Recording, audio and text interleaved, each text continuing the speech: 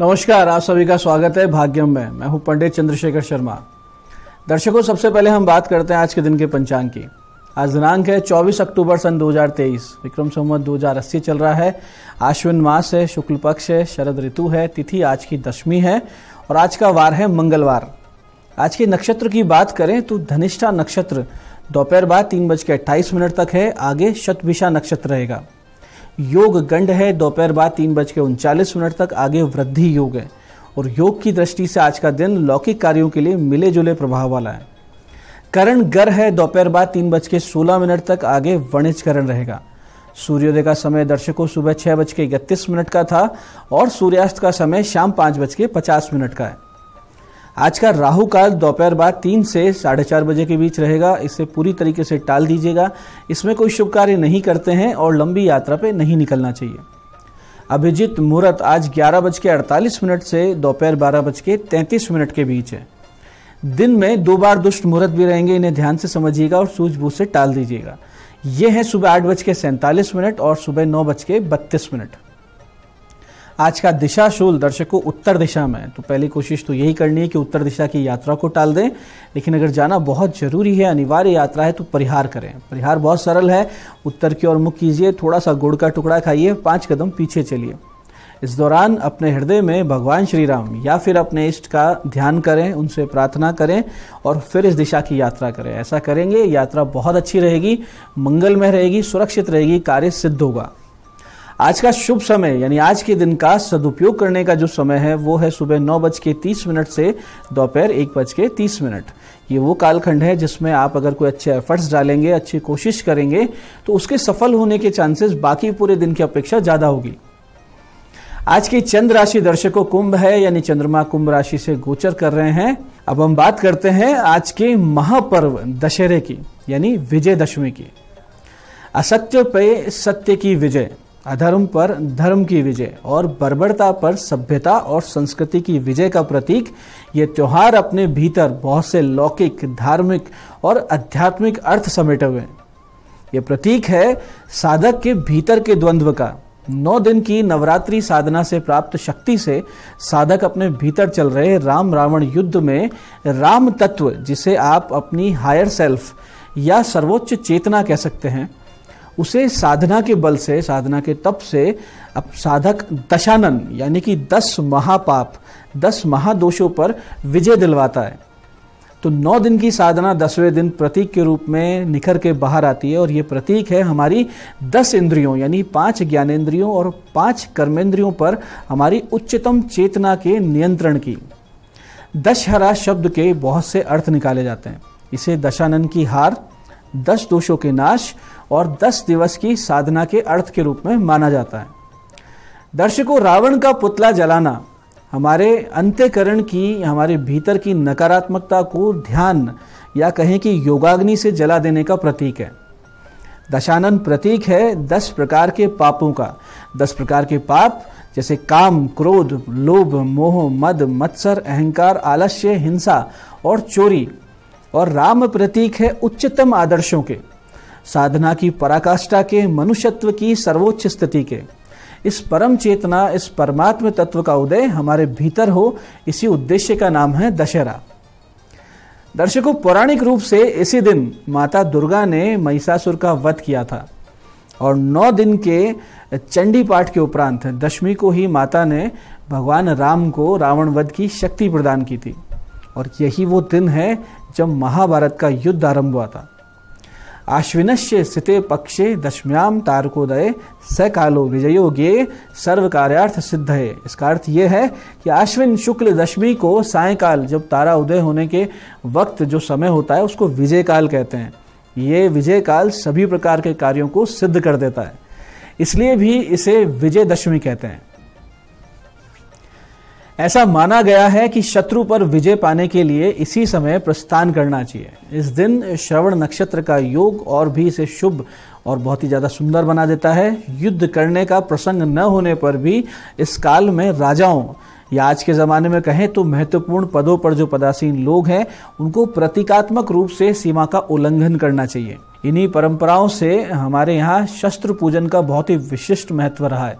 सनातन धर्म के सभी देवी देवता आपने देखे होंगे शस्त्रधारी हैं। यहाँ तक कि सौम्यता और शिक्षा की देवी सरस्वती भी आयुधहीन नहीं है, उनके हाथ में भी आयुध है। तो ऐसे में आयुध पूजन या शस्त्र पूजन एक अत्यंत ही आवश्यक क्रिया है दशहरे की।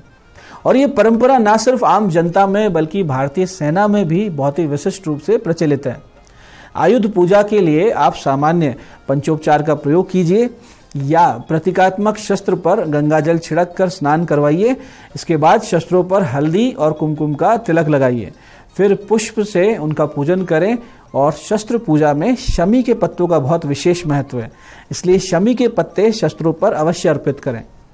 इसके बाद आप राम रक्षा स्तोत्र या महाकाली स्तोत्र या हनुमान जी का लांगुलास्त्र या सुदर्शन स्तोत्र का पाठ करें।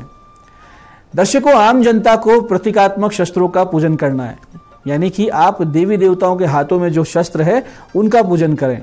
दर्शकों, आज दोपहर 1:58 से दोपहर 2:48 तक विजय मुहूर्त रहेगा। इसी विजय मुहूर्त में शस्त्र पूजन करना है। वहीं अमृत काल का जो मुहूर्त है वो दोपहर 12:10 से 1:35 तक रहेगा। और रावण दहन का जो मुहूर्त है वो शाम 5:43 के बाद से शुरू होगा। दशहरे पर इस बार 2 शुभ योग भी बन रहे हैं। एक तो रवि योग जो सुबह 6:27 से शुरू होकर दोपहर 3:38 तक है, और उसके बाद वृद्धि योग जो दोपहर 3:40 से शुरू होकर पूरे दिन और पूरे रात्रि रहेगा। तो ये 2 शुभ योग एक साथ बनने से इस दशहरे पर पूजन सभी के लिए बहुत ही ज्यादा बहुत अत्यंत शुभ रहेगा। दर्शकों, दशहरे के दिन शमी पूजन का बहुत विशेष महत्व है। शमी यानी कीकर का वृक्ष। हालांकि शमी का महत्व तो वैदिक काल से चला आ रहा है, क्योंकि वैदिक यज्ञों के लिए शमी वृक्ष में उगे हुए पीपल की 2 टहनियों से अग्नि उत्पन्न करने का बहुत ही सुंदर विधान रहा है। परंतु अन्य कारणों से शमी को दशहरे के दिन पूजा जाने लगा। सबसे पहले तो भगवान राम ने शमी पूजन किया था, और उनके लंका विजय का जो साक्षी बना वो भी शमी का वृक्ष था, और शमी वृक्ष ने ही उनकी विजय का उद्घोष किया था। दूसरा, कौरवों ने शमी पूजन से शक्ति हासिल की और द्यूत में पांडवों को पराजित किया, जिसे जानकर कालांतर में भगवान श्री कृष्ण ने पांडवों को भी शमी पूजने का आदेश दिया। दर्शकों, अज्ञातवास में महारथी अर्जुन ने अपना धनुष एक शमी वृक्ष की कोटर में रखा था और स्वयं रहनलला के वेश में राजा विराट के यहाँ उत्तरा को नृत्य की शिक्षा देने लगे थे।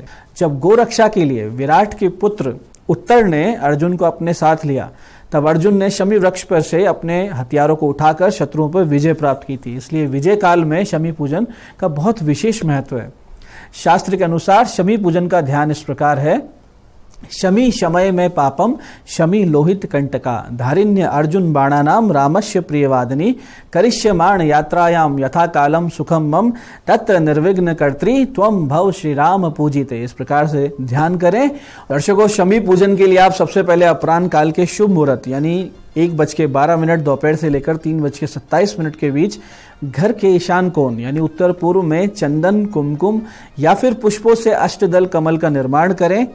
फिर हल्दी, कुमकुम और धूप दीप ये अपने साथ में लें और शमी के वृक्ष के पास जाएं और फिर संकल्प लेते हुए उनका पूजन आप शुरू करें। जो संकल्प आपको लेना वो इस प्रकार लेना होगा: मम क्षेम आरोग्यादि सिद्ध्यर्थम यात्रायाम विजय सिद्ध्यर्थम गणपति मातृका मार्ग देवता अपराजिता शमी पूजनानि करिष्ये। इस प्रकार से आपको जल हाथ में लेके संकल्प लेके जल छोड़ना है और फिर धूप दीप जलाकर जड़ में यानी शमी की जड़ में थोड़ी सी मिट्टी और कुछ पत्ते अपने साथ अपने घर ले आने हैं। मिट्टी को शुद्ध स्थान पर सुरक्षित रखना है। ये मिट्टी घर की नकारात्मकता को नष्ट कर देती है। इसके बाद आप शमी के पत्तों के द्वारा देवी दुर्गा का पूजन करें। फिर उन पत्तों को पूजा स्थान में रखकर उनमें थोड़ी सी वो मिट्टी जो शमी की जड़ से उठा के लाए थे, साथ में कुछ अक्षत, कुमकुम, एक सिक्का, सुपारी रखकर और उसके सामने अपराजिता स्तोत्र का पाठ करें। साथ ही माता दुर्गा को 10 फल 10 पुष्प अर्पित करें। अपराजिता स्तोत्र के साथ साथ आप इस मंत्र का जाप भी कर सकते हैं। मंत्र है ओम अपराजिताय नमः, ओम अपराजिताय नमः। इसके साथ ही माता की सहचरियों जया और विजया का भी पंचोपचार से पूजन करें। जया के निमित्त ओम क्रिया शक्तये नमः, ओम क्रिया शक्तये नमः, और विजया के निमित्त ओम उमाय नमः, ओम उमाय नमः। इन मंत्रों का जाप करें और फिर इस सब सामग्री को एक लाल वस्त्र में बांध अपने पूजा स्थान या तिजोरी में रखें। बहुत ही विशिष्ट लाभ होगा आपको। पूजन के उपरांत आप एक नई झाड़ू खरीद कर किसी मंदिर में चुपचाप गुप्त दान के रूप में रख के आ जाएं। इससे आपके जीवन में सभी प्रकार के कष्टों का निवारण होगा, जीवन में सुख शांति का अनुभव आपको होने लगेगा। दर्शकों, इस दिन हनुमान जी के पूजन का भी बहुत विशेष महत्व है। आप सुबह हनुमान जी को पान, अनार, नारियल, लौंग और जायफल अर्पित करें और सुंदरकांड का पाठ करें। साथ ही साथ एक नई ध्वजा हनुमान जी के मंदिर में अर्पित करें। पुरानी ध्वजा को मंदिर से लाकर अपने घर के दक्षिण पश्चिम कोने में छत पर या बालकनी में लगाएं, तो भगवान बजरंगबली आपकी सदैव रक्षा करेंगे और आगे से आगे आपके जीवन में तरक्की लाते जाएंगे। दर्शकों, इस दिन नीलकंठ पक्षी को देखने का भी बहुत बड़ा विशेष महत्व है। मान्यता ये है कि भगवान श्री राम ने रावण का वध करने से पूर्व नीलकंठ को देखा था। नीलकंठ को भगवान शिव जी का स्वरूप मानते हैं, इसलिए दशहरे के दिन इसे देखना बहुत ही शुभ होता है। दशहरे के दिन नीलकंठ दिखने पर आप भगवान शिव जी का ध्यान करें, उनसे आशीर्वाद मांगे, निश्चित रूप से आपकी मनोकामनाएं पूरी होती हैं। इसी प्रकार से दर्शकों, अपराजिता यानी विष्णु क्रांता के पौधे का पूजन भी बहुत ही विशिष्ट महत्व रखता है दशहरे के दिन। ये पौधा अपने नाम के अनुरूप ही है, यानी विष्णु जी को बहुत ज्यादा प्रिय है। प्रत्येक परिस्थिति में सहायक बनकर विजय प्रदान करने वाला है। नीले रंग के पुष्प का ये पौधा भारत में बहुत ही सुलभता से उपलब्ध है। घरों में समृद्धि के लिए तुलसी की भांति इसकी नियमित सेवा की जा सकती है। ऐसे ही दर्शकों, दशहरे पर माता अपराजिता का पूजन जहां जीवन में निरंतर विजय दिलवाता है, वहीं छात्रों को इस दिन माता सरस्वती, व्यापारी वर्ग को माता लक्ष्मी का पूजन भी विशेष रूप से करना चाहिए। मैं पंडित चंद्रशेखर शर्मा ये आशा करता हूं कि साधना का ये महापर्व दशहरा आप सफलता से पूर्ण करेंगे। आगे से आगे भगवती की स्नेह छाया से, प्रभु श्री राम की स्नेह छाया में आप बढ़ते रहेंगे। कार्यक्रम में बने रहने के लिए बहुत बहुत साधुवाद। भगवती आप सबका कल्याण करे। जय आदिशक्ति।